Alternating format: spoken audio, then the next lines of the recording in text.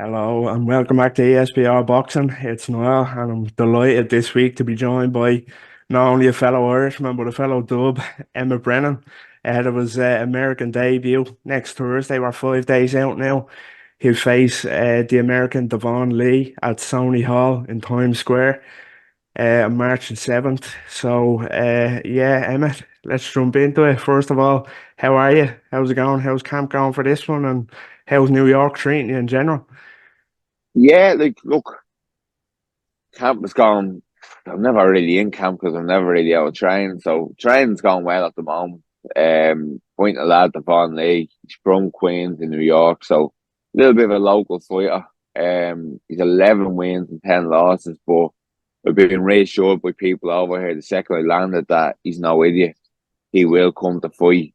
He's better than what his record suggests. Like all of his losses are against top lads that are 14, 14, 15, 16, and now no one has took him on in the third fight. So I know I'm in for a fight.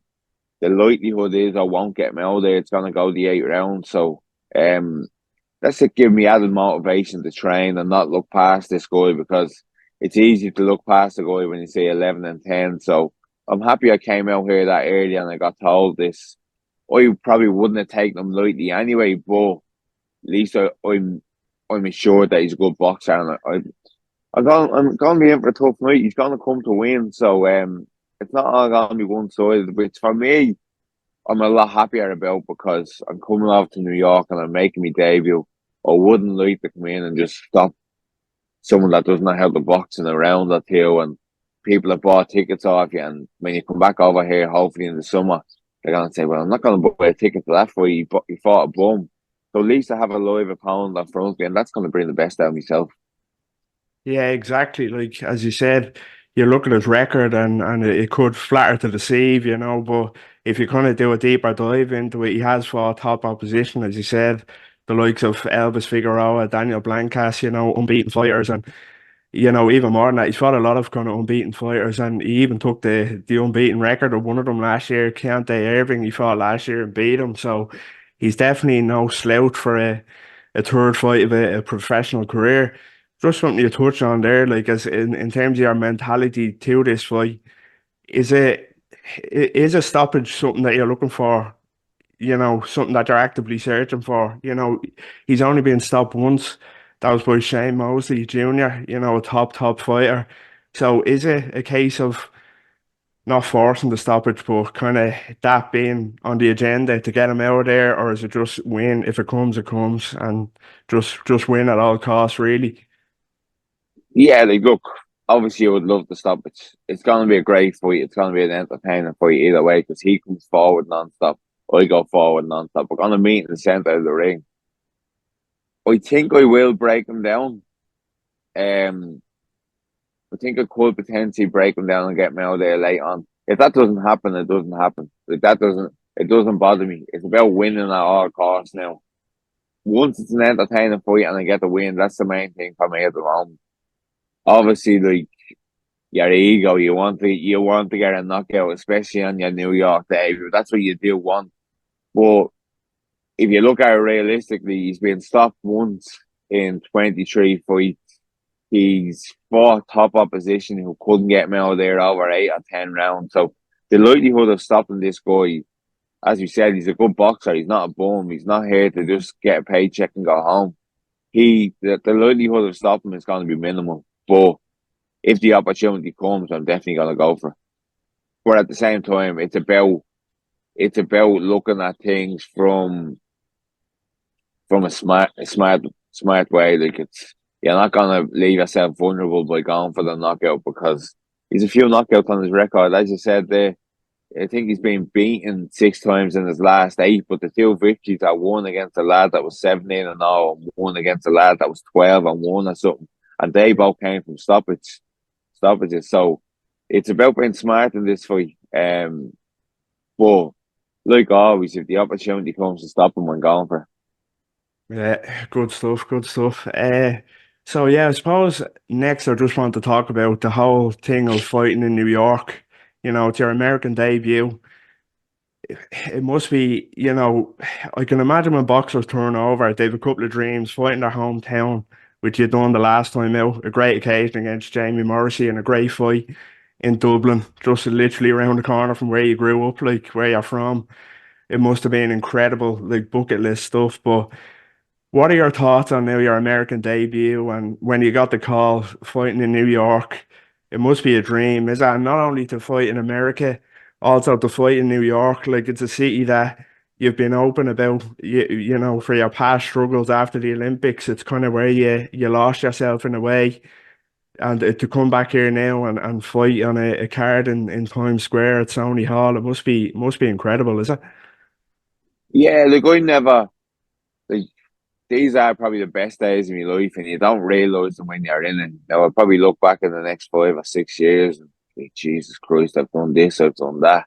It's amazing, but when you're in it, you never really stop and think. Same as the Olympics, like thinking like right now, I love the pro game and I love these nights that I'm fighting on, but I would swap it all to go back to the Olympics again. I'd swap it all for I suppose the process of becoming an Olympian. And I only realised that when I stepped away from the amateur team and I went pro. And I'm sure in 3 to 5 years when I pack in boxing and I'm away from the sport, I would be saying, Jesus Christ, these were the best days of my life. But if I was to look at someone else doing this, I would probably be slightly jealous of them saying, Jesus, they're boxing in New York, they're boxing in the Three Arena. So yeah, it is amazing and it is big bucket list thing stuff. Like what's so good about fighting in Sony Hall. Obviously you want to fight in Madison Square Garden. It's the biggest probably location for boxing in the world. But what's so good and what's so personal about fighting in Sony Hall, I think it only holds like 650 people. So that means the second this fight is over, I can go over and talk to the Irish people that bought tickets on me. I can go over and thank them for coming out to see me on a Thursday night, for spending the hard money to come and see me. You don't really get that in Madison Square Garden. So for me going forward, this is probably going to help with um, keeping people on my story and keeping people buying tickets for the next time I do fight in New York. So there's a lot of positives to fighting on smaller hall shows, but yeah, look, I am living the dream. I'm over here in New York and I'm training full time and I'm meeting new people and I'm training in Gleason's gym and Mendes gym and all this stuff that you see on social media. But when you're actually doing it in this time, we don't stop and think this is amazing, but it is amazing. Great stuff. You mentioned there, like, I was going to ask you as well, the intimacy of the venue is one thing as well, and but also the Irish contingent. You know, you're fighting a New Yorker, but with a strong Irish contingent in New York, and how are ticket sales looking for that? I'd say it'll almost be like a home fight for you here, really, with the amount of Irish that'll be there next Thursday night. I'd say in such a Yeah, close intimate venue.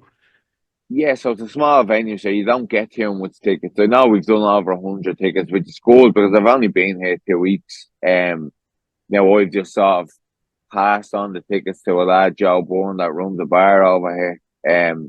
So I passed the tickets on for him, and like I'd be lost without him because I'm getting ready for the fight. The last thing I need to do is go and meeting people and doing all that other stuff. So Joe just took the tickets off me, and he's looking after them. I'm going to check in with him today to see how much we've done. I know we've done over 100. Hopefully we get up to 150 by Thursday, which I think we will. But the guys are talking about to have so many Irish people because they're 5,000 kilometres away from home. It's not like they're living in London where they can just go up on a flight and fly back to Dublin or Kerry or wherever they're from. They can't do that. So a lot of them really get behind Irish fighters and Irish moments and anything that's happening in New York with the Irish community. So it's great to know that I've over 100 Irish people going to see me fight. Like, to me, that's part of the reason I want to come out here and I want to test myself. I want that. I want to see, like, I want to sort of have that Irish community behind me. I know you have it back home, but it's something that I've always wanted to do was go to New York and see if I can get that Irish community behind me. For this fight, we will get it, but going forward, I think we're going to do some crazy numbers. Oh, brilliant. Yeah, it should be a great atmosphere. And as you said, hopefully you can build that strong Irish contingent over there moving forward. Um, So on to kind of, we mentioned about the opponent. He is gonna be a tough night's work. He's no slouch. He's really not. But say looking ahead now, what's your goals for the rest of say 2024? What's a roadmap that you'd like to follow? Like, there's the talk of Katie Taylor, coming back to Dublin, whether it be the Tree Arena or somewhere else in May. And then further beyond that, would you be looking to get back out in Dublin after this in May, or what's beyond that then for Emmet Brennan for 2024? Yeah, so I've been on to my manager. Obviously, I'm not really looking too far past this fight, but you still got to have a little bit of a roadmap on where you want to go because you're obviously planning on winning this fight. Um, so yeah, we're looking at Katie's undercard for me. That's what I've told him I want, and obviously he's good links with Matchroom when he's chatting to them. So we're hoping to get the Irish title for that for me. Whether that happens or not, I don't know, but I would think it's going to happen if you take into account the tickets that I done for the last fight and the fight that I was in and stopping Jamie in the eighth round it was probably the fight of the undercard. So in terms of excitement, that's what Eddie says he wants. He wants people that's going for it. And yeah, I think it looks like we'll be fighting on the undercard of that. And more at the moment, it does look like it's going to be in the Tree Arena, which obviously a one Crow Park. But for me, it doesn't matter. Once I'm on the undercard, I don't care where it is. If it's in my back garden, I'm happy. So that's what it looks like. We'll get the Irish title hopefully for that. Um, you would imagine I don't know who it's going to be, but you'd imagine it's probably going to be Kevin Crown or someone like that. If he wants to fight, I'm sure the fight will be there for him. Um, so hopefully get that fight maybe with him for the Katie Taylor's undercard, do the business there, and then I'd love to defend that title over here in New York. I'd love to defend it here probably in July, August. I don't think anyone's done it before. They certainly haven't fought for an Irish title in New York in the last 10, 15 years.